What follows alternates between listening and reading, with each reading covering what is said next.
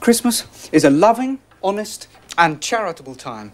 And though it's never put a scrap of gold or silver in my pocket, I believe that Christmas has done me good and will do me good. And I say, God bless it. Bonjour à toutes et à tous et bienvenue pour ce nouvel épisode de Who You Gonna Call, le podcast qui parle de paranormal en toute simplicité et sans langue de bois. Je m'appelle Vanessa, je suis chasseuse de fantômes et je reçois ici des spécialistes afin d'aborder les grandes thématiques du paranormal. Aujourd'hui, je reçois Julie, oui, notre toutoune à tous, et ensemble, nous allons vous parler de Noël, ou plus particulièrement de l'esprit de Noël. Quelles sont les origines de Noël? Qui est le Père Noël? Qui sont ces personnages effrayants que l'on retrouve partout autour du monde? Allez, on vous offre un petit peu de magie avant les fêtes. Coucou Julie, comment ça va? Bonjour Vanessa, écoute, je suis en PLS pour le sujet de ce podcast en fait. Oui. Là, tel que vous m'entendez, je me contiens, hein. Je vous assure, je me contiens parce que là, j'ai chaud, j'ai envie de mettre des paillettes. Parce qu'on va parler de quoi, Julie? On va parler de Noël. Alors, ma petite Julie, c'est le cadeau que je voulais te faire pour cette fin d'année parce que tu me parles tellement de Noël et je me suis dit, mais il faut qu'on fasse un podcast spécial Noël avec Julie. En plus, t'as plein de choses à dire. Il y a plein de choses à dire sur le sujet. Donc voilà, donc je me disais, allez, c'est bien de terminer l'année comme ça, et en plus, on le sait, parce que tu as lancé une vague d'amoureux de Noël, et donc on sait que dans les personnes qui nous écoutent, il y a plein d'amoureux de Noël, donc on espère que ça va vous plaire, mais en tout cas, ça fait plaisir à Julie, et moi, ça me fait plaisir, donc ça c'est bien. Et en plus, j'ai quand même des choses de malade à vous raconter, des trucs que vous ne soupçonnez pas, et peut-être qui vont changer à tout jamais votre vision de Noël et du Père Noël. Alors, est-ce que c'est des choses, tu veux dire dans le bon sens ou dans le mauvais sens? Non, alors c'est ni un bon sens ni un mauvais sens, à mon sens. Mais je pense quelque chose que vous soupçonnez pas. Et moi, je mets un billet sur la table qu'une fois que ce podcast sera sorti, on aura tout d'un coup un engouement pour les travaux magiques autour de Noël. Oh là là là là, truc de fou, attention. Alors moi j'aimerais que tu arrives à me faire aimer Noël, parce que justement on va déjà commencer par ça. Toi, tu t'en es jamais caché, tu adores Noël, c'est genre la période que tu attends le plus dans la vie. Est-ce que tu peux m'expliquer déjà pourquoi tu as cet amour de Noël? Moi je pense que mon amour de Noël, il me vient de toute petite, de mes Noëls avec ma grand-mère qui rendait les Noëls absolument époustouflants. J'ai le souvenir de ces grands repas, du sapin, de mon grand-père qui se déguisait en Père Noël, de Petit Papa Noël qu'on chantait. Alors on nous obligeait pas à chanter parce qu'en vérité on le faisait de bon cœur, mais c'était la tradition, on chantait la chanson et puis après on allait se cacher et mon grand-père arrivait, tu vois, en faisant ho ho ho. et j'ai grandi et puis j'ai un profond amour pour ma grand-mère qui n'est plus là aujourd'hui. Et j'ai grandi vraiment dans cet esprit de partage. Tu vois, c'était autre chose qu'une fête commerciale. C'était vraiment du partage, de l'amour. C'était la joie de donner, en fait. Moi, j'aime être généreuse à Noël avec les gens que j'aime, sans rien attendre en retour. Je m'en fiche. C'est vraiment cette idée, de féerie, de fête, de partage. C'est la vraie vision, en tout cas, que je pense qu'il faut avoir de Noël. C'est celle que j'ai eue pendant longtemps, en fait. Tu sais, c'est la version un peu innocente de Noël que j'aurais voulu conserver. Moi, je pense que je suis passée par des étapes dans ma vie où j'ai passé des Noëls un petit peu plus compliqués que d'autres. Et du coup, en fait, tu sais, j'ai commencé à avoir une vision de Noël qui m'a rendue triste. Quand Noël arrivait, tu sais, tout ce qu'on voit justement à la télé, ces belles séries, ces beaux films qui encensent Noël comme si... tu sais, en te montrant des familles parfaites, en te montrant des gens, des maisons parfaitement décorées, tout ça. Moi, j'ai eu de Noël qui ressemblait pas du tout à ça, et du coup, ça m'a rendu profondément triste pendant ma jeunesse. Et je pense que j'ai développé en fait une sorte, alors je vais pas dire une aversion parce que ce serait trop dur et faux, mais c'est très compliqué pour moi Noël, et je pense que je suis pas la seule au monde, mais moi Noël me rend profondément triste. Vraiment. Je trouve ça beau, hein, moi aussi, les décorations. Tu vois, quand c'est vraiment très bien décoré, je trouve ça magnifique. Quand je vais à Disneyland Paris et que c'est la période de Noël, j'en prends plein la vue. Tu vois, j'adore les chants de Noël, tout ça. Hein. J'ai participé à des chorales et tout.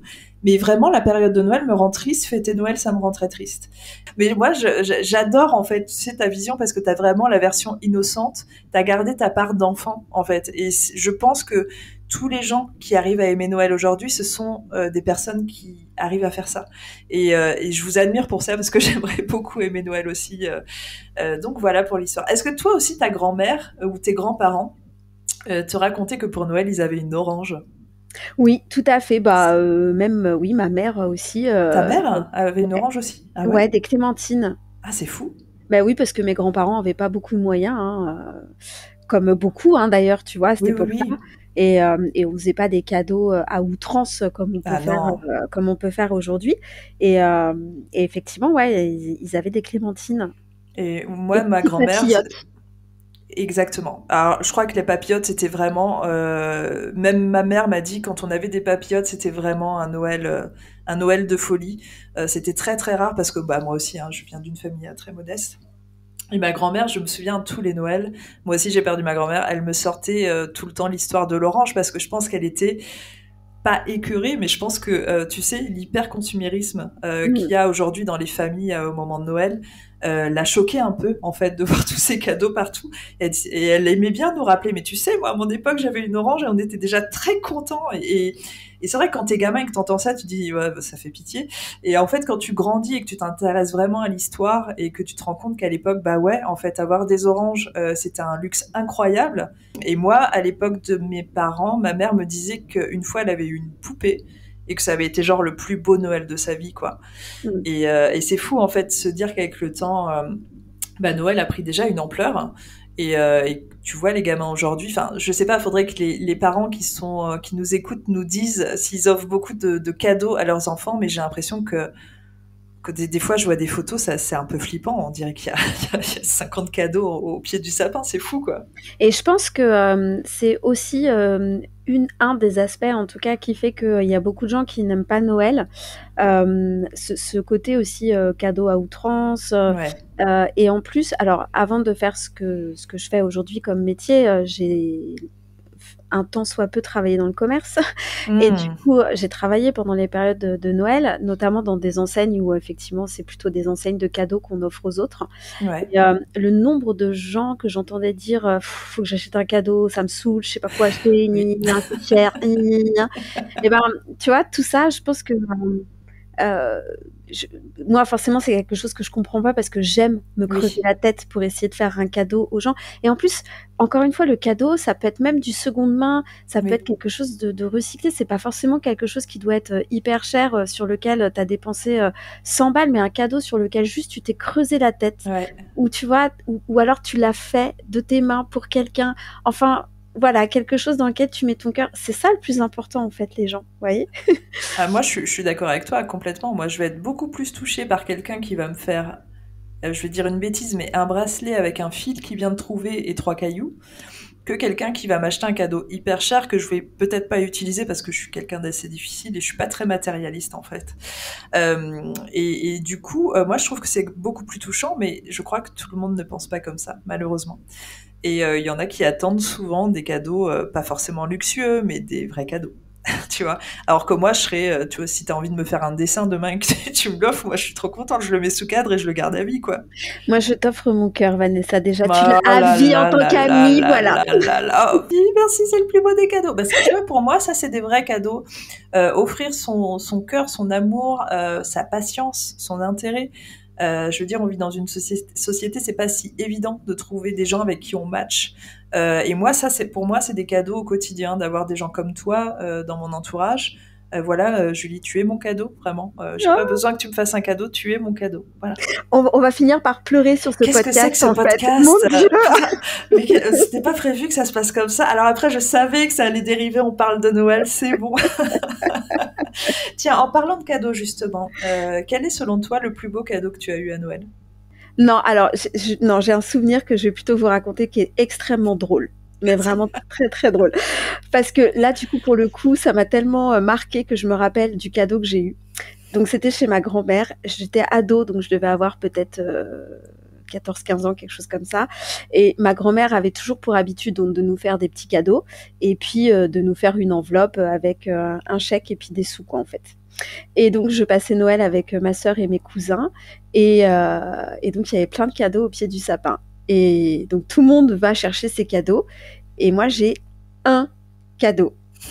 Un CD de Genesis, meilleur groupe au monde. Je me rappelle la pochette et tout. Je me rappelle tout, hein, vraiment dans les moindres détails. Et en fait, et rien d'autre. Et là, tout le monde avait plein de cadeaux. Les enveloppes, les sous, les billets et tout, et moi rien et tout. Et là, je me rappelle, ma mère me dit, bah, qu'est-ce que t'as eu?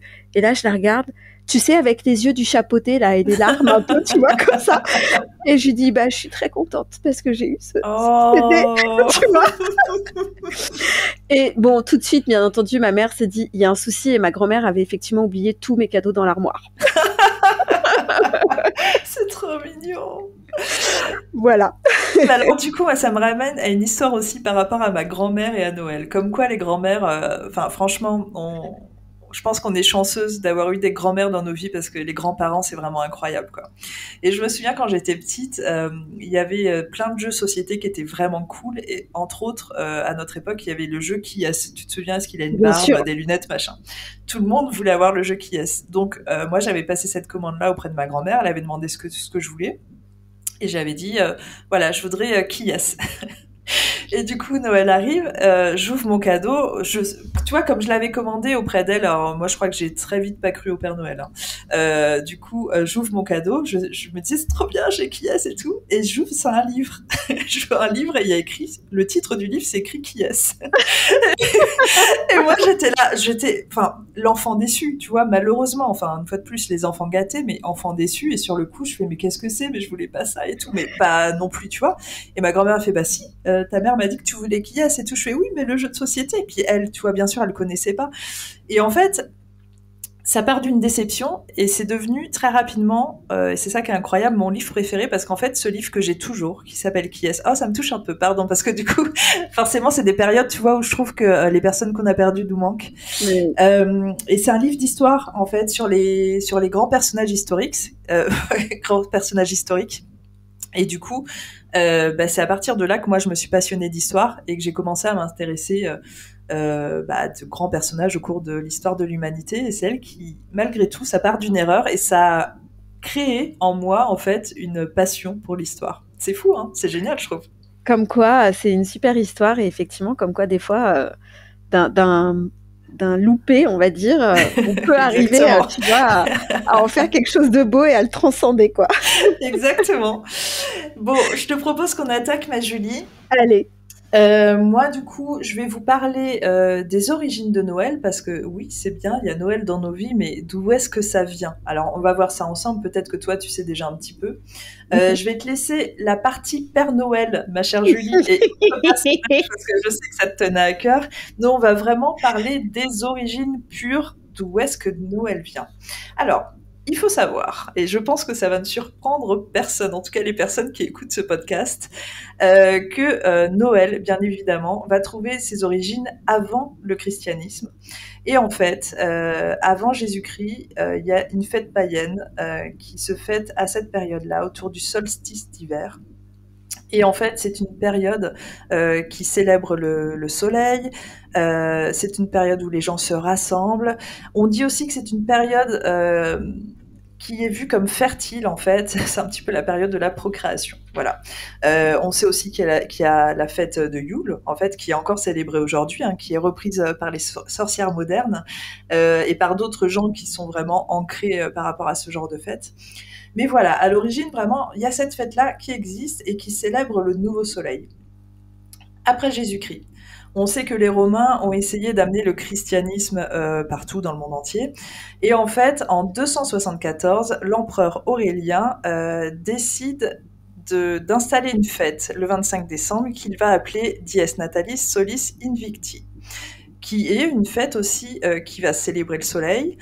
Et d'ailleurs, c'est le jour de naissance de la divinité solaire Mithra.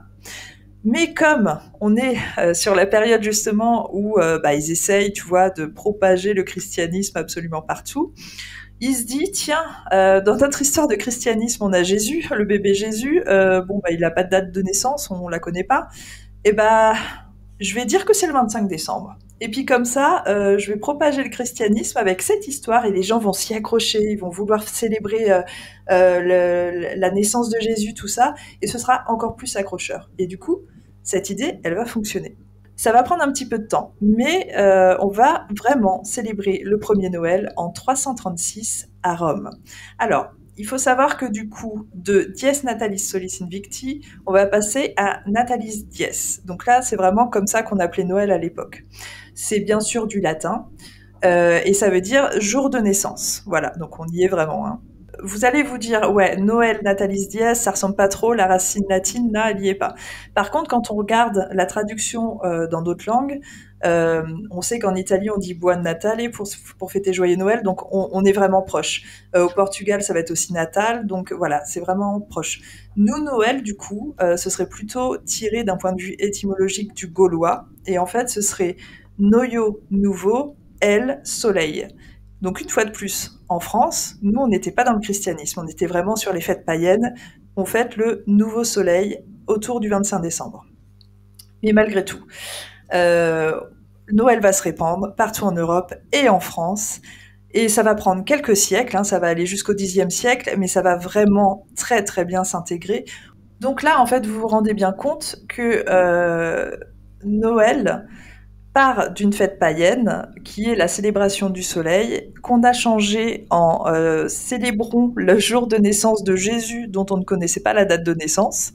Et ça, en fait, on appelle ça une interprétation chrétienne. Et c'est ce qu'a fait le christianisme avec quasiment toutes les fêtes païennes, ils se sont appropriés ces fêtes et ils les ont détournées pour en faire plusieurs fêtes. Alors on le sait pour Halloween, on le sait pour Noël, et il y en a encore plusieurs comme ça, et ça, voilà, ça a vraiment été prouvé, ça s'appelle une interprétation chrétienne.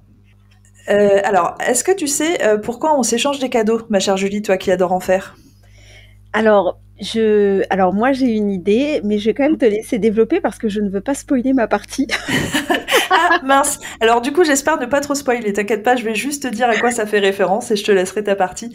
Il faut juste savoir qu'en fait, on s'échange des cadeaux depuis le XVIIIe siècle, donc ça n'a pas toujours été.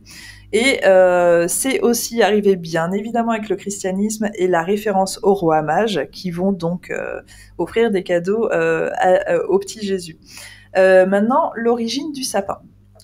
Parce que c'est pareil, pour la majorité des gens qui fêtent Noël, il y a un sapin à la maison, c'est très important. J'imagine que chez toi, tu vas décorer un sapin et que tu vas mettre plein de déco, Julie.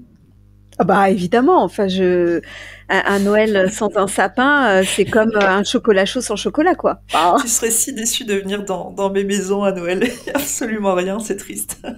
Non mais en vrai de vrai, la magie de Noël, elle est dans nos cœurs, en chacun de nous. Voilà. Oh là là, c'est trop beau, tu es trop poétique. Mais j'avoue que je n'imagine pas un Noël sans déco, sans sapin. Moi, tu sais que je vivrais dans une maison de Noël toute ma vie si je le pouvais. Enfin, voilà. Je vais vous faire une confidence. J'ai un projet pour l'année prochaine de sapin de Noël. Moi, je rêve d'avoir un sapin balsamil chez moi. Donc, si vous ne savez pas ce qu'est un sapin balsamil, c'est les faux sapins. Par contre, c'est artificiel, mais c'est les faux sapins de Noël que vous voyez dans les films américains qui sont juste à tomber par terre tellement on a envie de mourir devant la beauté de ce sapin de Noël.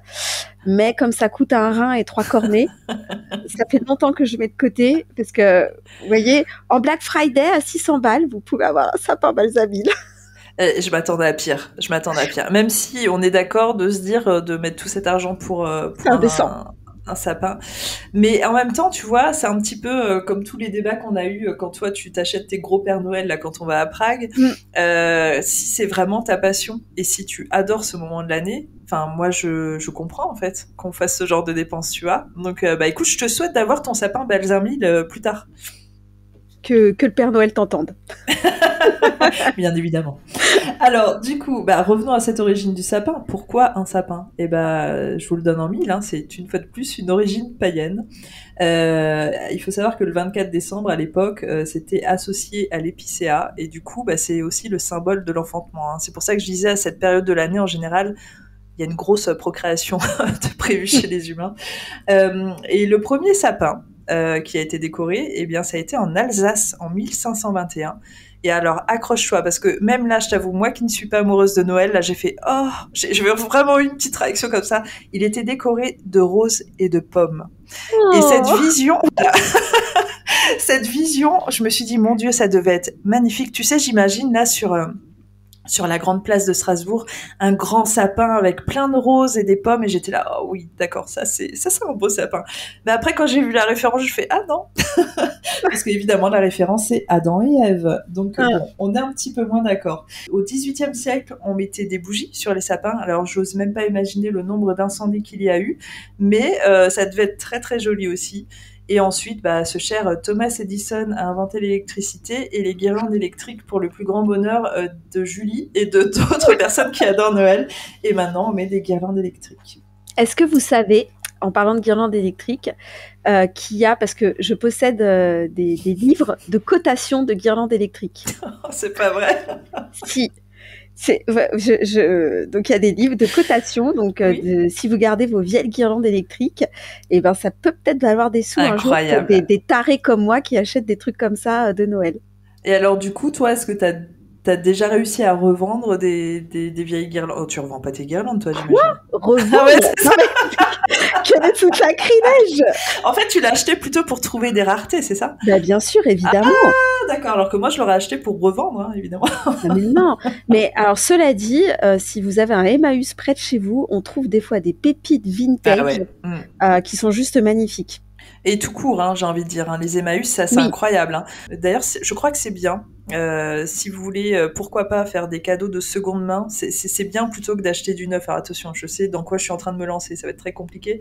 Mais des boutiques comme Emmaüs peuvent être de très bonnes alternatives pour acheter des cadeaux, justement. Parce qu'il y a des très beaux trucs, bien ce qu'on en pense. Je plus sois totalement. Parfait, merci beaucoup. Et pour terminer, du coup, Noël, aujourd'hui, c'est le Noël qu'on connaît, même pour les personnes, j'ai envie de dire, qui sont athées, par exemple, comme moi. Alors moi, je suis agnostique, mais on va fêter Noël. Moi, je fête Noël, évidemment. Alors, je vais pas le cacher, c'est beaucoup plus par rapport à ma famille, parce que pour eux, c'est important. Peut-être que si j'étais seule, je fêterais pas forcément Noël. Je pense pas que la référence au christianisme soit pour tout le monde. Maintenant, on fête Noël pour d'autres raisons. Pour le rassemblement familial, pour la fête, pour le bonheur de fêter Noël. Voilà, je pense qu'aujourd'hui, au XXIe siècle, Noël a une autre fonction qu'à l'époque, dire que c'était la fête de bébé Jésus et de célébrer la naissance de Jésus. On est vraiment sur autre chose aujourd'hui, et une fois de plus, je m'entends. Je sais qu'il y a des gens qui célèbrent encore à l'ancienne, qui vont à la messe de minuit. Ma grand-mère en faisait partie. Mais je pense qu'on est vraiment autour d'une nouvelle génération de traditions autour de Noël. Et ce qui va être intéressant, c'est que, bien ce qu'on en pense, même si Noël s'est propagé autour du monde, ça s'est pas propagé de la même manière, et on va fêter Noël différemment de pays en pays. Alors par exemple, en Irlande, il faut savoir que juste avant Noël, on va fêter le Little Christmas, qui est donc le petit Noël, et on va avoir une sorte de célébration du 12 au 24 décembre. Donc c'est cool, parce que, par exemple, pour des gens comme Julie, ça veut dire qu'on a un Noël qui dure presque 2 semaines. Ah, ma vie. Ouais, le rêve. Hein. En Suède, on fête Noël le 13 décembre, et le Père Noël est un lutin. Au Guatemala, on fête Noël le 7 décembre. On appelle ça d'ailleurs Quema del Diablo, et ça veut dire brûler le diable. Et c'est un petit peu une fête qui est symbolisée par le feu, et qui symbolise aussi le fait de vouloir se débarrasser de tout ce qui est négatif. En Norvège, attention, ça va te plaire. Ça, je pense que demain, tu emménages en Norvège. La célébration de Noël commence le 23 décembre. Le 23 décembre, en Norvège, est férié. On appelle ce jour, attention, je vais très mal le prononcer, l'île Julaften. Et en fait, le 23 décembre, tout le monde doit rester chez soi pour préparer sa maison pour Noël. Et on fait des maisons en pain d'épices toute la journée. Voilà, même moi, j'ai dit oui. Mais parce que c'est pas comme ça en France déjà, non? Non. Alors peut-être chez toi, dans ce cas-là, c'est cool, mais je trouve ça incroyable en fait qu'ils en aient fait un jour férié, quoi. Genre personne ne travaille, tout le monde doit rester chez soi et tout le monde prépare Noël, c'est fou. Et les maisons en pain d'épices, c'est génial, quoi. En Grèce, on fête Noël pendant 12 jours, jusque l'épiphanie. On va suspendre du basilic pour repousser les mauvais esprits et on s'offre les cadeaux le 1er janvier. Au Japon, attention, là on est vraiment dans la société hyper moderne. On fête Noël en mangeant du KFC. Quelle Je trouve horreur. ça génial. J'ai tellement rigolé quand j'ai vu ça. Il faut savoir que c'est un phénomène qui est arrivé en 1974 avec une pub et que depuis, les Japonais, le jour de Noël, vont tous s'acheter du KFC. Alors peut-être pas tous, mais c'est vraiment la grande majorité, c'est le truc de Noël, quoi. Je trouve ça incroyable. Et pour finir, en Russie, on est plutôt sur le calendrier orthodoxe et on va fêter Noël le 7 janvier et on s'offre les cadeaux le 31 décembre. Donc comme quoi, en fait, on n'est vraiment pas tous sur les mêmes traditions. Et en parlant de traditions et de traditions un petit peu étranges, ma chère Julie, savais-tu que Noël est aussi une bonne période pour se raconter des histoires de fantômes? Ouh, comme Monsieur Scrooge. Exactement. Alors là aussi, en fait, on a des origines qui sont assez intéressantes. Il faut qu'on remonte un petit peu dans le temps, c'est-à-dire à une époque où il n'y avait pas encore l'électricité. Les périodes d'hiver, pour les personnes qui rentraient chez eux et qui n'avaient pas l'électricité, il y avait souvent 1 ou 2 chandelles, fallait les conserver parce que les gens étaient très pauvres et à l'époque, c'était très cher d'avoir des bougies, c'était presque un luxe d'avoir des bougies. Du coup, pour s'occuper, parce que je pense que les jeunes d'aujourd'hui ne pourraient pas imaginer comment on peut s'occuper sans télé ou sans smartphone, eh bien, s'occuper avant d'aller se coucher en se racontant des histoires. Et souvent, à cette époque, on se racontait pas des histoires d'amour, on se racontait plutôt des histoires de fantômes ou des histoires de folklore local. Ça s'est vraiment perpétué pendant plusieurs siècles, mais ça a pris une ampleur incroyable, comme tu peux l'imaginer, à l'ère victorienne, parce que c'est vraiment la période macabre par excellence, c'était la période du grand spiritisme, il y avait une fascination du paranormal assez incroyable. Et comme décembre, c'était vraiment le mois avec les nuits les plus longues, ou la nuit tombe tôt de toute façon, on a considéré que à cette époque que décembre était devenu le mois des histoires de fantômes. Et c'est comme ça en fait que très rapidement, décembre, qui était aussi le mois de la période de Noël, ça s'est transformé en une période où on se racontait des histoires d'esprit, mais autour de la période de Noël. Très rapidement, on a commencé à écrire des livres, des contes fantomatiques de Noël. Là, on est toujours à l'époque victorienne. Alors, évidemment, ce cher Charles Dickens a explosé avec A Christmas Carol. On est en 1843, et c'est vraiment lui qui va populariser ce phénomène, alors d'un point de vue mondial, j'entends.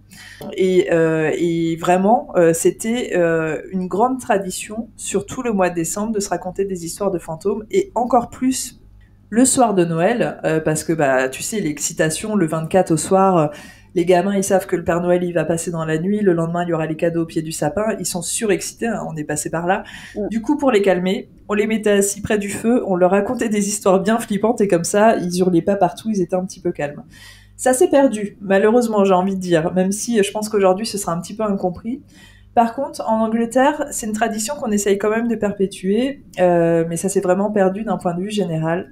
Et j'ai envie de dire aujourd'hui, quand on regarde la télé, en tout cas ce qui passe, bien sûr, il n'y a pas de films d'horreur. Les films d'horreur et les films un peu flippants sont beaucoup plus sur la période d'Halloween.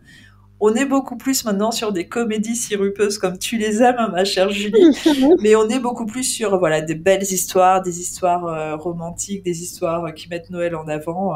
Et alors du coup, est-ce que tu peux nous dire, chère Julie, il vient d'où ce Père Noël ? Alors, avant de vous dire d'où vient le Père Noël, parce que j'ai besoin de continuer sur ce que tu viens de dire justement pour apporter 1 ou 2 précisions qui fait qu'après vous allez tout comprendre. Et juste pour préciser que ce que je vous raconte là, pour moi, c'est le fruit d'un très très long travail, puisque j'aime le Père Noël depuis que 42 ans, presque 43 bientôt, et que la figure du Père Noël m'a aussi toujours beaucoup intéressée.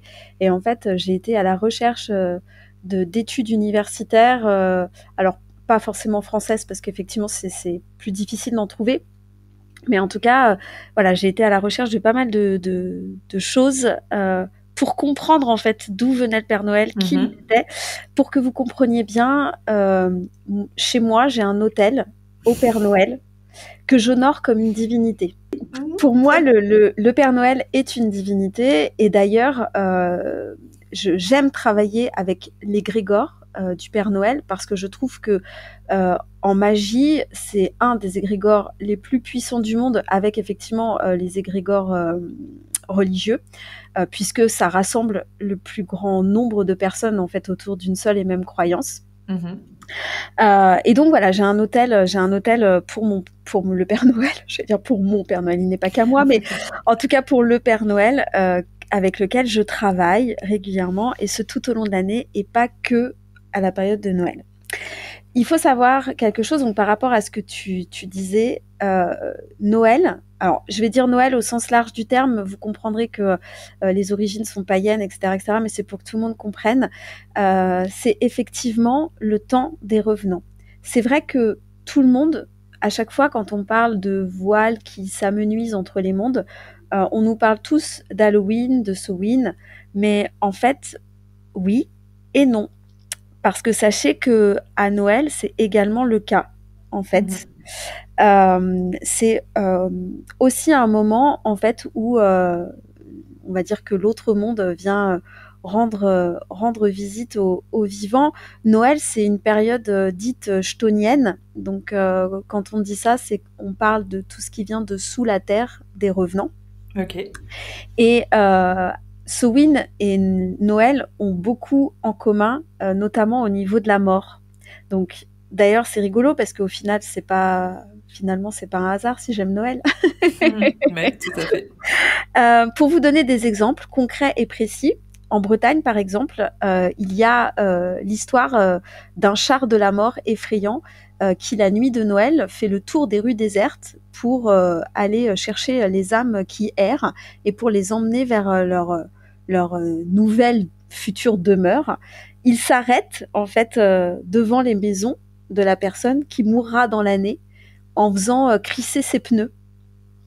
Et donc, ce char fantomatique de funéraire, on va dire, il apparaît uniquement 2 fois par an, la nuit de Samhain et la nuit de Noël. Intéressant.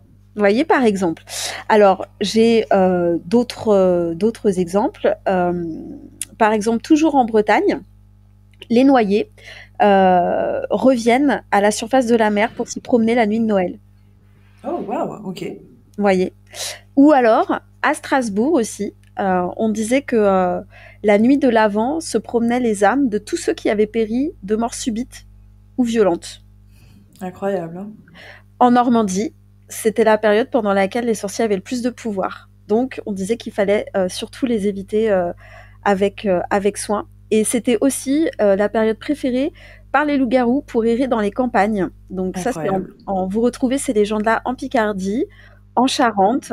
En Charente, on disait que en fait, les loups-garous couraient pour vous empêcher d'aller aux veillées de Noël et vous embrasser sur la bouche d'un baiser qui vous glaçait. Ok. Voilà. Dans le Puy-de-Dôme, au moment des 12 coups de minuit, la mort galope sur son cheval noir et elle vient marquer les personnes qui mourront dans l'année. Oh.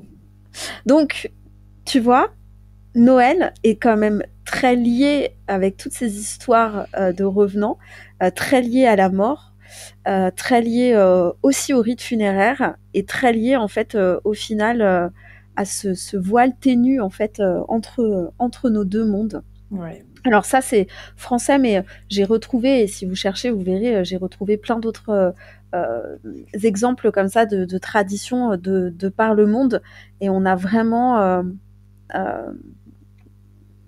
ce côté, oui, très lié à la mort quand même. Très marrant d'ailleurs pour une fête très festive. C'est ça qui est drôle. Comme quoi on dirait que tout est toujours lié, hein, tout revient toujours à la même chose, c'est intéressant. Et du coup, mon petit Père Noël, d'où c'est qu'il vient celui-là? Parce que, alors ok, les gens qui écoutent ce podcast, la plupart, vous allez tomber dans le panneau et vous allez dire « Oh non, mais c'est Coca-Cola qui a inventé le Père Noël. » Que nenni, braves gens. Que nenni, parce que vous en doutez bien, on n'en serait pas là sinon. Alors, oui, Coca-Cola, il a mis au goût du jour un bonhomme qu'il a habillé en rouge. Mais c'est pas lui réellement qui a inventé le Père Noël, puisque le Père Noël, quand on fait son arbre généalogique, l'ancêtre, ou les ancêtres, je devrais dire, parce qu'il y en a plusieurs qui sont à l'origine du Père Noël, ils sont relativement nombreux. Ils existent pratiquement dans toutes les rites païens au travers du monde, enfin en tout cas dans la plupart.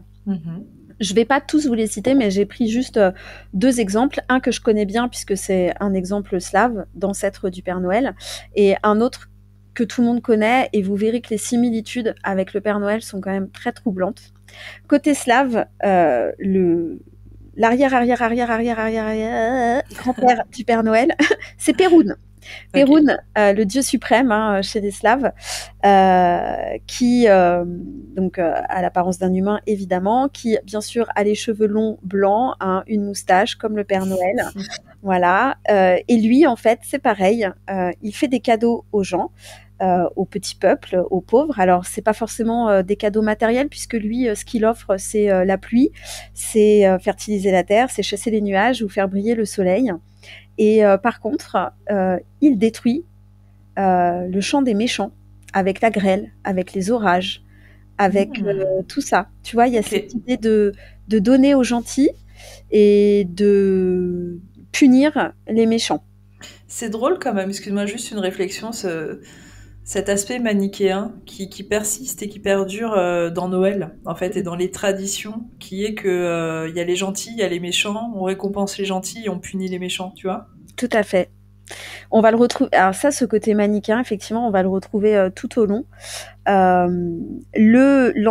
L'ancêtre généalogique le plus connu du Père Noël, c'est évidemment Odin, dieu mythique nordique. Odin, qui est lui aussi un petit vieux avec un grand manteau, qui a un capuchon, un peu comme le Père Noël avec son bonnet. Et Odin, il envoyait 2 de ses corbeaux qui s'appelaient Hugin et Munin. Et les corbeaux, en fait, ils avaient en charge de lui montrer du bec les enfants qui étaient sages. Et donc, pendant les fêtes de Yule, il descendait sur Terre pour offrir des cadeaux à ses enfants sages. Oh. Tu comprends déjà? Tu vois où on en vient? Et qu'est-ce qu'il faisait derrière lui? Qui c'est qu'il y avait? Il y avait un esclave diabolique et sombre qui s'appelait Écarte. Un esclave, vraiment? C'est le terme qu'ils ont utilisé? Oui, parce qu'il tirait derrière lui au bout d'une chaîne. Ouf. Un esclave diabolique et sombre, du nom de Écarte, et qui, on le verra tout à l'heure, est lui l'ancêtre du père Fouettard, Krampus, etc., etc. Donc, pour continuer dans la comparaison, Odin, donc tu sais que le Père Noël, il a 8 reines. Ouais. Odin, lui, possédait un cheval à 8 pattes. Ah, intéressant. Qui galopait aussi bien sur la terre qu'en l'air. Okay. Il était lui-même associé à Yggdrasil, qui est l'arbre du monde dans la mythologie, et dont le sapin de Noël est le petit frère quand même. Est-ce que vous voyez où je veux en venir, les gens, quand même? Vous voyez que, n'est-ce pas, tout ça, ça remonte en fait à bien loin. Et tous ces dieux mythiques, ils ont vraiment cette faculté commune, c'est qu'ils font des bienfaits pour récompenser les gentils. Et les méchants, eux, on verra plus tard, mais ils seront plutôt fouettés par le père Fouettard, par exemple. Ouais. Voilà. On a aussi, si on va faire un tour en Allemagne, on a une autre... alors là, c'est plus de type créature fantastique qui rend visite à Noël. C'est Froholl. Donc c'est le nom populaire de Holda, qui est la déesse de la fécondité des anciennes croyances, et qui aujourd'hui est plutôt la patronne des enfants en bas âge, et plus spécialement de ceux morts après leur naissance. Okay. Tu vois, il y a encore ce paradoxe avec la mort quand même. On est toujours, voilà. En Norvège, on l'appelle Eldra, et elle est à la tête d'un cortège qui est constitué d'enfants morts en bas âge. Ouf, wow, ok. Voilà. Du coup, Froholl, qu'est-ce qu'elle vient faire au solstice d'hiver? Eh bien, elle vient inspecter la bonne tenue des maisons. Elle vient pécho les offrandes que les vivants lui ont préparé, parce que tu vois, faut pas non plus déconner quand même. Bah ouais, il y a toujours des offrandes, hein, toujours. Et comment elle rentrait dans la maison? Bah, je te le donne dans le mille. Allez, la cheminée. Allez. Oh la vache. Voilà. Et dans ses mains, elle avait des cadeaux pour les enfants sages et des verges pour les enfants méchants. Des verges. Des verges, tu sais, des... Alors... Non, je sais pas. J'attends. Pardon. Des verges, c'est des...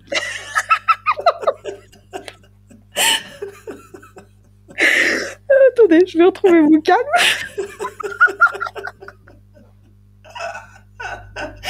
Non, mais tu m'as sorti ça comme si c'était normal, mais bah non, en fait. Comment ça? Donc, j'ai l'image, mais il faut que je trouve la bonne traduction. Oui, bah moi aussi j'ai l'image. Hein. Mais non, mais tu sais, c'est comme à l'époque des verges, par exemple, c'était comme un ensemble de feuilles très longues avec lesquelles on te frappait, tu vois. Ah, tout simplement. Ok. D'accord.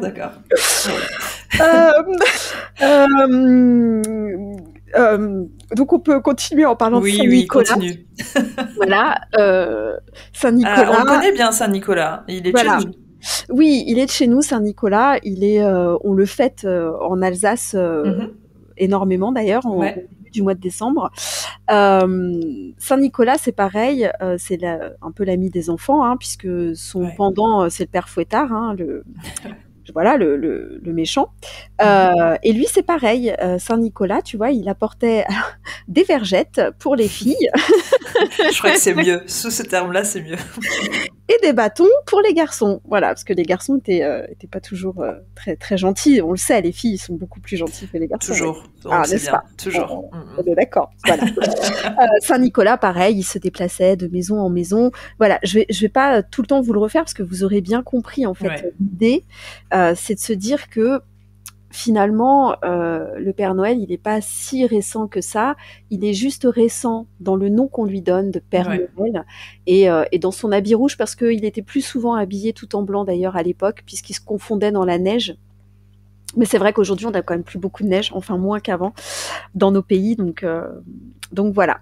Je vais vous parler aussi par rapport au Père Noël, du cycle des 12 jours. Est-ce que tu sais ce que c'est le cycle des 12 jours? Moi, je sais, mais je vais te laisser expliquer. Donc, en fait, pendant la période de conflit qu'il y avait, on va dire, entre les curés, les pasteurs, l'église, etc., les gens, eux, ont voulu réagir en créant des rites et des croyances qui côtoyaient un peu la superstition et en grande partie liées à Noël. Noël, c'est le point culminant en fait d'un ensemble de cérémoniels qu'on appelle les 12 jours ou des fois par moment les 12 nuits et qui va généralement de la fête de Noël à l'épiphanie. Tout à fait. Alors, selon les régions et les pays, la durée est plus ou moins variable, mais en général, on dit que ça dure à peu près 12 jours. Pourquoi je vous explique ça? C'est parce qu'en fait, si on revient à nouveau sur ces 12 jours, on s'aperçoit à nouveau que c'est le temps des revenants, celui de diverses pratiques magiques. Et donc, je vais vous en raconter quelques-unes. Par exemple, une tradition populaire était de prédire l'avenir à ce moment-là. Oh, ok. Donc, la coutume, c'était de brûler du genièvre le soir de Noël. Et au lendemain matin, on examinait les cendres du foyer et ça nous renseignait sur les morts prochaines. Bon, il y a toujours ce truc de mort, hein, quand même. Hein. C'est vrai que ça pourrait être c'est récurrent, vous allez me dire, mais je suis désolée, c'est hyper récurrent. Pareil, on avait aussi des pratiques magiques qui consistaient à utiliser des noix, en fait. Les enfants cassaient les coquilles et ça prédisait, selon la forme des coquilles, bonne santé ou maladie. Par exemple aussi, il y avait d'autres croyances qui disaient que la première personne hors de votre famille que vous alliez rencontrer le jour de l'an, eh bien, ça vous dirait comment votre année va se passer, en bien ou en mal. Genre, par exemple, si la première personne que vous croisez le jour de l'an, c'est le précepteur des impôts, ne sortez plus de chez vous, quoi. Ok. Voilà. Et est-ce que tu savais, parce que ça, c'est quelque chose que j'ai appris, que, en fait, les feux d'artifice qu'on tire au jour de l'an et ou à Noël sont aussi un rite de présage. De présage? Tout à fait. Ok, bah non, je savais pas. Il y a plein d'histoires par rapport aux feux d'artifice, mais ok. Eh bien, en fait, à l'époque, alors, bon, on parle de feux d'artifice ou de fusils, mais quand on repart très très loin en arrière, c'était aussi, on utilisait plutôt des instruments, en fait. Et en fait, c'était un rite apotropaïque qui était destiné à chasser les mauvais esprits. Donc les armes à feu ont remplacé les instruments, mais en fait, le but était de faire le plus de bruit possible, justement pour que les mauvais esprits repartent de là où ils venaient. Alors ça, du coup, je savais, en effet. Ouais, voilà. Et je trouve ça incroyable, en fait, que ça se soit vulgarisé au point d'être utilisé aujourd'hui pour le 14 juillet, par exemple, puisque ça n'a rien à voir. Mais oui, je sais que à la base, ça a été créé pour ça, c'est fou, hein. Moi, je trouve ça fou, en tout cas. Voilà, j'ai retrouvé plein d'autres coutumes. Par exemple, tu sais qu'à Noël aussi, à l'époque, les enfants avaient l'habitude d'aller quêter de maison, faire la quête, donc de maison en maison. Et en fait, pareil, il n'y avait jamais de quête là où il y avait eu un mort dans l'année. Peu importe le moment où avait eu lieu le décès, mais en tout cas, voilà, on respectait ça et on n'allait jamais frapper dans ces maisons-là. D'accord. Tout ça, je trouve ça vraiment super intéressant. Et alors moi, à titre personnel, du coup, ça renforce ma croyance, tu vois, en tant que Père Noël, divinité à honorer et égrégore. Mm-hmm. Et bien entendu, comme tu le disais tout à l'heure, c'est très manichéen. Donc, s'il y a le Père Noël, bah, c'est qu'il y a aussi le Père Fouettard. Eh oui. Alors, parle-nous de ce méchant, justement. Alors, le Père Fouettard, c'est un peu l'ancêtre du croque-mitaine. Je pense qu'on peut dire ça comme ça. J'ai retrouvé un super poème qui lui est consacré, que je vais te lire, que je trouve juste magnifique. Pour venir corriger, jamais Père Fouettard ne se met en retard. Faisant le tour du monde, toujours fouettant l'enfant méchant, partout il fait sa ronde et frappe sans façon aux portes des maisons. D'une voix de tonnerre, il crie à chaque mère « Votre petit moutard est-il méchant ou sage ?» Si la maman lui dit « Gentil est mon petit », Fouettard lui répond sans colère « Vous êtes une heureuse mère ». Mais si la réponse au contraire n'est pas favorable au petiot, le père Fouettard, aussitôt, de verge prend une brassée pour lui donner la fessée. Puis il dit à l'enfant en le quittant « Pour être heureux sur terre, ne fais jamais pleurer ta mère. Sinon, Fouettard te le prédit, ici-bas tu seras maudit. » C'est tellement dur. Voilà. Ça donne le ton, mais cela dit, il y a quand même une morale à ce petit poème, c'est que même si on a quand même ce côté manichéen de bien et de mal qui s'opposent, on voit quand même que le père Fouettard, il est équitable, puisque, tu vois, si ton enfant est gentil, il va pas aller le châtier. Lui, il est juste, tu vois, il va pas aller châtier l'enfant au hasard. Voilà. Bon, ça reste ce que ça reste, hein. On est bien d'accord, hein. Faut pas châtier les enfants. C'est très vilain, c'est très mauvais. Faut pas faire ça. Donc, d'où il vient ce petit père Fouettard quand même? Parce que lui aussi, il vient d'une figure historique qui a réellement existé. Est-ce que tu sais? Oui, je suppose. Oui, je sais, parce que moi, je suis originaire de Lorraine, mais vas-y, je te laisse... Il vient du petit Charles... alors, je sais jamais comment on prononce. Quint? Oui, Quint. De Charles Quint, en fait. En fait, il faut savoir que à Metz, on est en 1553. Charles Quint, il y a à ce moment-là un siège au niveau des tanneurs de la ville pour stimuler la résistance des habitants, et ils eurent l'idée de personnifier Charles Quint en fait en petit bonhomme un peu ridicule en fait, un peu menaçant aussi, et armé d'un fouet. Et en fait, il le faisait déambuler dans les rues, et les gens en fait lui criaient des noms d'oiseaux, tu vois, et ils lui jetaient des pierres, des choses comme ça. En fait, c'était une façon pour eux de comment je pourrais dire ça, d'exorciser leur colère en fait, par rapport à cette personne, quoi. Et donc le siège a été levé grâce à l'aide du roi de France un peu avant la Saint-Nicolas. Et c'est pour ça que le 6 décembre, le petit bonhomme qui personnifiait Charles Quint a accompagné Saint-Nicolas dans sa tournée de maison en maison.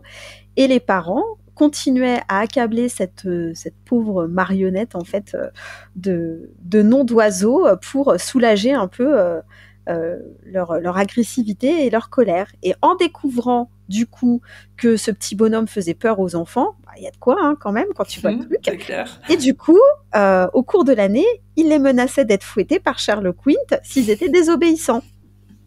Du coup, au fur et à mesure du temps, Charles Quint a laissé sa place au père Fouettard. Et du coup, moi, alors toi, je sais que tu as vécu longtemps en Alsace, je sais pas si tu as eu affaire à des personnes qui ont vécu vraiment avec cette tradition du père Fouettard et de Saint-Nicolas. Ma famille, moi, du coup, m'en a beaucoup parlé, comme j'ai grandi en Île-de-France.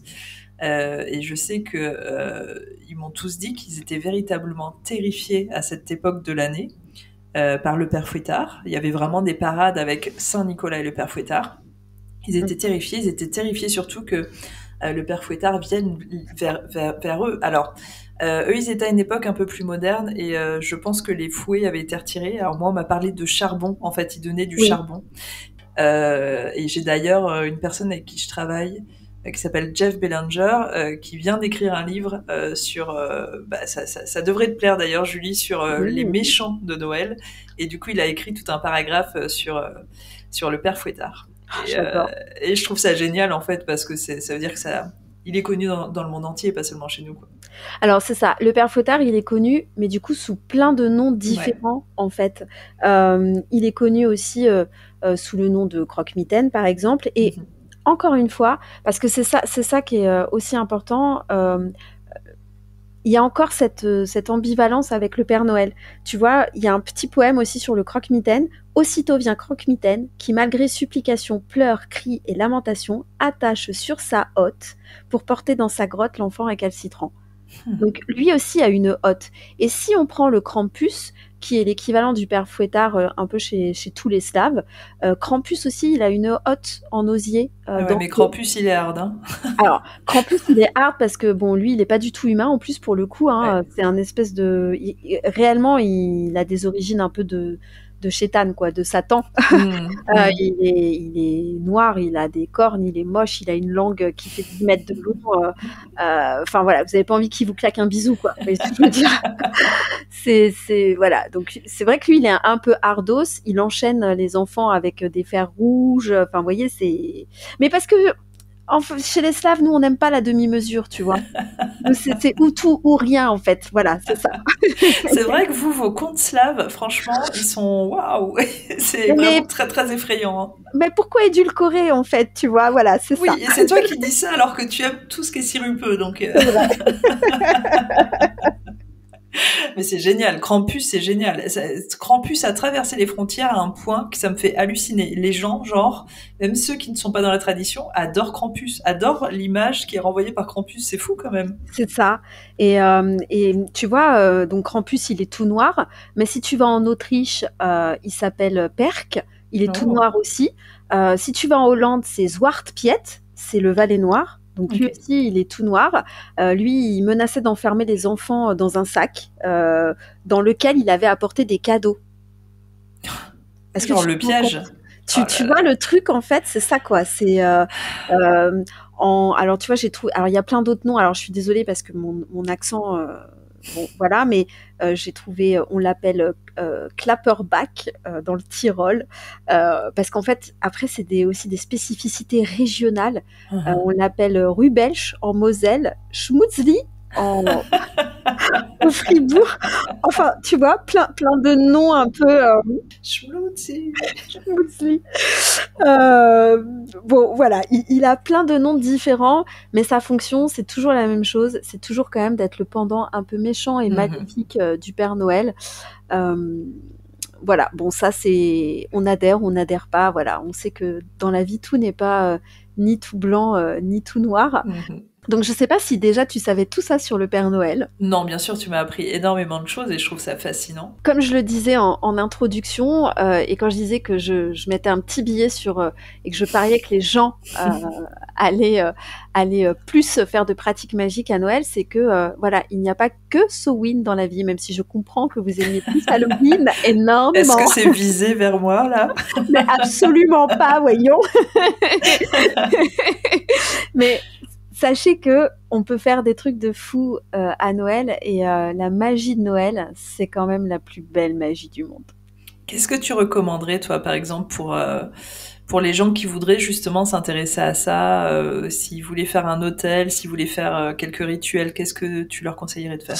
Moi, alors du coup, je travaille beaucoup aussi mon culte aux ancêtres avec le Père Noël. Parce que justement, je trouve que ce voile ténu entre la mort, le Père Noël, Noël, enfin, et puis toutes ces histoires est quand même assez fascinant. J'ai aussi moi-même des petits rituels que font certainement beaucoup d'entre vous à Samhain, mais par exemple à Noël, j'ai toujours un couvert de plus pour les gens de ma famille qui sont décédés, notamment et surtout pour ma grand-mère aujourd'hui depuis qu'elle est décédée. Mais voilà, j'ai ces petits rituels-là. J'offre des cadeaux, alors pas des cadeaux, genre je vais pas chez King Jouet, quoi, vous voyez, Ah bon?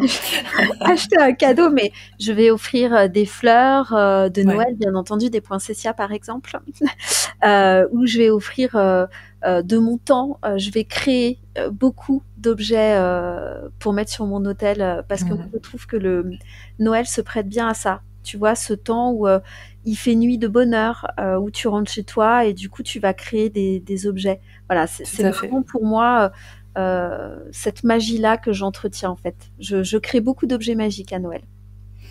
Eh ben, c'est magnifique. Je trouve que les gens devraient plus le pratiquer. Alors n'hésitez pas si vous avez des questions et que vous voulez vraiment le mettre en place. Julie est très très très dispo quand on a envie de lui parler, donc n'hésitez pas à aller lui parler. Moi, je sais que, alors, je vais pas faire de rituel par rapport au Père Noël, mais je trouve ça intéressant et c'est un truc que je pourrais intégrer. Mais moi, je sais que, à défaut de fêter Noël avec le cœur, je célèbre par contre Yule avec le cœur. Et moi, ce que je mets en place tous les ans, c'est que juste avant Yule, je vais faire un tour dans les bois ou en tout cas dans les parcs aux alentours. Je vais ramasser tout ce qui se trouve en fait, des feuilles, de la mousse, du bois, des bâtons, des pommes de pin, des choses comme ça, tout ce que je vais trouver, des glands, tout ça. Je vais me constituer un autel vraiment de végétaux, avec des pierres, des cristaux que je vais rajouter. Je vais faire des offrandes. Donc là, c'est pour tous ceux qu'on a perdus. Donc il y a souvent un petit verre d'alcool et puis parfois je vais mettre des chocolats, des choses comme ça. Ça dépend. Tous les jours, je change. Je vais aussi ajouter à ça, en fait, c'est devenu quelque chose de très personnel, en fait, que j'ai fini par créer moi-même. Associé à Yule, je vais ajouter quelques traditions de l'Est. Du coup, je vais ajouter les fameuses, tu sais, clémentines oranges que l'on perce de clous de girofle. Et puis l'idée, c'est surtout de le conserver sur toute la période, qui est donc 12 jours. Alors ça peut être beaucoup plus long, parce que Yule, en fait, ça peut durer 2 mois, mais en fait, il y a vraiment une période bien précise. Et l'idée, c'est vraiment de prendre un moment tous les jours et de passer du temps devant cet autel, de penser à plein de choses, aux gens que j'ai perdus, à la gratitude, tu vois, de ce que j'ai, de ce qui me rend heureuse, et vraiment le personnifier dans mon esprit. Et puis, c'est aussi une période, tu sais, qui est, enfin moi, que je considère importante. Il y a plein de gens qui se moquent de ça, mais moi, je trouve que ça devrait être important dans une vie. Qui sont les bonnes résolutions. En fait, je trouve que c'est une période qui est très très bonne justement pour faire le bilan de l'année qui vient de passer, de se poser un instant et de voir ce qui a été, ce qui n'a pas été, ce qui nous a rendu heureux ou pas. Et du coup, c'est une période aussi où on peut se dire, j'aimerais en profiter justement comme c'est la période du nouveau soleil, tu vois, pour lancer de nouvelles choses. Et c'est souvent, moi, à cette période-là, que je fais ma liste de résolutions, qui sont, tu sais, les fameuses résolutions qu'on te dit de faire au 1er janvier. Mais au final, moi, je trouve que c'est une bonne chose parce qu'il y a peu de gens dans leur vie qui prennent le temps de s'asseoir et de faire le bilan de l'année qui vient de passer, oui. et de se projeter aussi sur l'année qui arrive, et de se dire, bah là, c'est vrai que j'aimerais mieux qu'il se passe ça, machin. Et en fait, finalement, moi, je trouve que ça a des vertus parce que ça te fixe des objectifs dans l'année ça te permet aussi de rétablir des situations, de te rendre compte que, il y a peut-être des situations dans lesquelles tu n'es pas heureuse et que pourquoi la perpétuer, en fait, autant le modifier. Et moi, du coup, c'est vraiment un rituel de passage, la fin d'année, autour de Yule et face à mon autel, en pensant à mes ancêtres, en pensant à ma vie, en pensant à plein de choses, en fait. Et du coup, comme ça, j'essaye de me projeter dans l'année à venir. Et voilà, moi, c'est un petit peu tous ces rituels-là que je mets en place. Je trouve ça très beau et du coup, Noël, c'est vraiment trouver sa petite lumière intérieure dans la nuit. Oui, et c'est beau ce que tu dis parce qu'en plus, à la base, chez les païens, fêter Noël, célébrer Noël, c'est aussi fêter le soleil et finalement la lumière, en fait. Donc tout ça, c'est très symbolique parce que ça veut dire c'est le renouveau, c'est la vie qui arrive, une nouvelle vie qui arrive, une nouvelle année, enfin plein de choses en fait. Et c'est un peu l'espoir, tu vois. Les gens pensent toujours que la renaissance, le renouveau, c'est le printemps, mais non, en fait, c'est à cette période de l'année.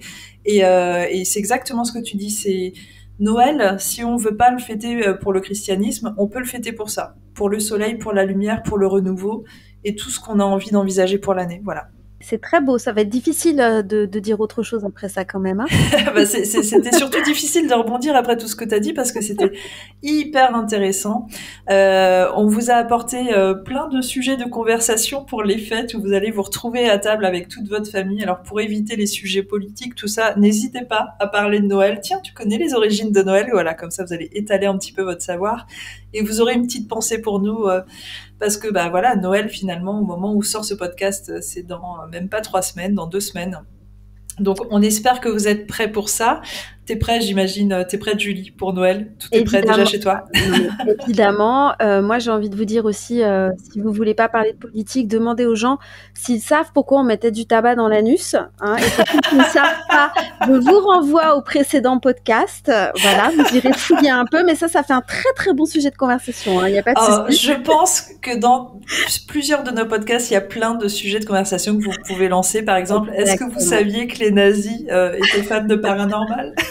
Et tous les autres, est-ce que vous saviez que les sorcières n'étaient pas des méchantes à balai? Est-ce que vous connaissez véritablement l'histoire des sorcières? Voilà, n'hésitez pas à parler de paranormal pendant vos repas familiaux à Noël, parce qu'après tout, pourquoi pas? Et c'est moi, bien ce qu'on faisait à une époque. J'ai juste envie de dire un tout petit mot parce que c'est vrai qu'on oublie aussi, mais parfois Noël on est seul, parfois voilà, on n'a plus de famille pour plein de raisons diverses et variées.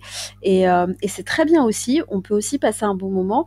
Moi, c'est vrai que depuis que ma grand-mère, enfin que mes grands-parents d'ailleurs ne sont plus là et que ma famille est un peu éclatée parce qu'elle vit aux 4 coins du monde ou de la France, je ne fête Noël qu'avec mon mari et on passe un moment absolument délicieux et c'est très bien comme ça.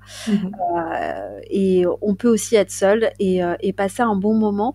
Et si vous vous sentez trop seul, il y a toujours plein d'alternatives. Voilà, moi je sais que je reçois à la maison les gens qui se sentent seuls. Si vous êtes seul et que vous voulez pas rester seul à Noël, envoyez-moi un petit MP, je vous accueillerai chez moi avec plaisir pour cette soirée. Non, t'es trop mignonne. C'était important parce que moi aussi je voulais y venir justement et ça fait peut-être partie des choses pour lesquelles Noël me rend triste parce que je sais aussi qu'il y a plein de gens justement qui aimeraient pouvoir fêter Noël et qui n'ont pas la possibilité parce que soit ils n'ont pas d'entourage, soit ils n'ont pas les moyens, il y a plein de raisons à ça. Et du coup, tous les ans, en fait, moi, je suis tellement empathique que ça me brise plus le cœur. Enfin, j'arrive pas à me concentrer en fait sur Noël parce que je pense à tous ces gens en fait qui sont malheureux à cause de cette période de l'année, tu vois. Et du coup, évidemment, ce podcast vous est dédicacé. Vous imaginez bien que Julie et moi, qui aimons tant les gens, on a de fortes pensées pour vous, on vous aime fort, vous avez tout notre amour et vous n'êtes pas seul. Et voilà, Julie vous propose sa maison, un bout de sa maison. Moi, je vous propose du temps aussi. Et si vous avez besoin de parler, évidemment, on est là pour vous. Mais voilà, nos pensées seront tournées vers vous aussi. Et n'oubliez pas que si vous n'aimez vraiment pas fêter Noël et que vous ne savez pas quoi faire le soir du réveillon, et Noël c'est donner. Et donner, c'est par exemple aussi aller faire les maraudes et aller donner un peu de son temps ce soir-là au SDF. C'est aussi hyper important parce qu'après tout, eux aussi, ils sont seuls. Complètement. Justement, Julie, si quelqu'un voulait venir te parler, que ce soit de tes rituels, de tout ce que tu nous as dit, ou alors des personnes qui se sentent seules à Noël ou autre, de ton métier, où est-ce qu'ils peuvent te retrouver ? Eh ben, toujours à la même adresse, sur Instagram, Julie est un poutoun. Et n'hésitez vraiment pas parce que Julie, enfin pour ceux qui ont déjà essayé, Julie est hyper dispo. Elle adore parler avec vous, donc n'hésitez pas à aller lui parler. Moi, du coup, vous pourrez me retrouver déjà sur mon Insta Vanessa-Paranormal Life. Vous allez trouver sur cette page un lien Linktree qui vous permettra de retrouver tout ce que je fais. Il y a aussi l'Insta du podcast, Who You Gonna Call-podcast. Et là, on essaye de mettre en image un petit peu tout ce qu'on s'est dit. Donc là, on va essayer de montrer tous les différents Pères Noël et leurs origines au fur et à mesure de l'histoire. Si jamais vous voulez nous rejoindre, pousser un petit peu plus le truc et nous rencontrer et passer une soirée avec nous dans un lieu présumé hanté, j'organise ce qu'on appelle des nuits Ghost Hunt. Donc il vous suffit d'aller sur le site internet lesnuitsghosthunt.com. Et là, du coup, tous les 2-3 mois, je propose une soirée. Donc ça vous permet non seulement de vivre une expérience unique, mais en plus de passer un petit peu de temps avec nous parce qu'on est quand même sympa, Julien, je veux dire. Oh bah attends, ça s'entend pas quand même. Bien sûr. Et enfin, si vous voulez aller encore plus loin que ça et passer plus de temps avec nous parce qu'on est très sympa, j'organise aussi, j'ai une agence de voyage et j'organise des voyages. L'agence s'appelle Les Voyages Extraordinaires et du coup, bien évidemment, Julie va faire partie de plusieurs circuits. Ils sont pas encore sortis, les tiens, mais ça va pas tarder courant 2023. Du coup, je vous laisserai découvrir ça, mais si vous êtes déjà un peu curieux, n'hésitez pas à aller sur Les Voyages Extraordinaires. Alors à chaque fois avec un petit .fr et là vous verrez les circuits. Voilà, en tout cas, écoutez, c'est avec un petit peu d'émotion que je vais vous dire merci parce que c'était la 2e saison. Alors j'en parle comme si c'était terminé pour toujours, mais c'est juste qu'en effet la saison 2 se termine avec cet épisode. Plus ça va et plus vous êtes nombreux à nous écouter, on reçoit des messages d'amour absolument incroyables. Enfin, Julie et moi, à chaque fois, on en parle et on est complètement fascinés par ce qui se passe parce qu'on ne l'attendait pas, je pense. Et vous êtes juste tous absolument incroyables, d'une gentillesse absolue, bienveillants. Vos messages nous réchauffent le cœur. Enfin bon, ça nous encourage vraiment à continuer. Merci à toi, ma Julie, parce que sans toi, le podcast n'aurait pas cette saveur. Donc, je passe des moments exquis en ta compagnie et je sais que les gens t'adorent. Ils me le disent tout le temps. Donc, je suis vraiment ravie en fait de cette collaboration depuis 2 ans. Donc, j'espère que tu continueras à me suivre dans toutes mes aventures un peu folles, parce que je pense qu'on est un bon duo et que les gens ont l'air d'apprécier, en tout cas, ce qu'on leur propose. Donc, merci à toi, merci de croire en moi et de me suivre, quoi que je te propose. Merci pour cette confiance parce que c'est absolument incroyable. Et puis on va vous souhaiter à tous et à toi d'abord, ma Julie, de bonnes fêtes de fin d'année parce que profitez-en malgré tout, que vous aimiez ou non Noël, fêtez-le à votre façon. Ouais. Sachez aussi que si vous n'aimez pas Noël, comme disait Julie, vous n'êtes pas obligé de fêter Noël, mais juste essayez de prendre du plaisir dans tout ça. Essayez de faire le bilan de cette année qui vient de passer et préparer l'année à venir et ça va être que du bonheur. Et voilà, je te laisse la parole, ma Julie, si tu veux terminer là-dessus. C'est donc le podcast où je pleure. Yes. Pardon. Tu l'as fait exprès, vilaine, Krampus va venir. Toc, toc, toc. Ah, Krampus, bonjour. Quoi dire après tout cet amour? Ça va être difficile.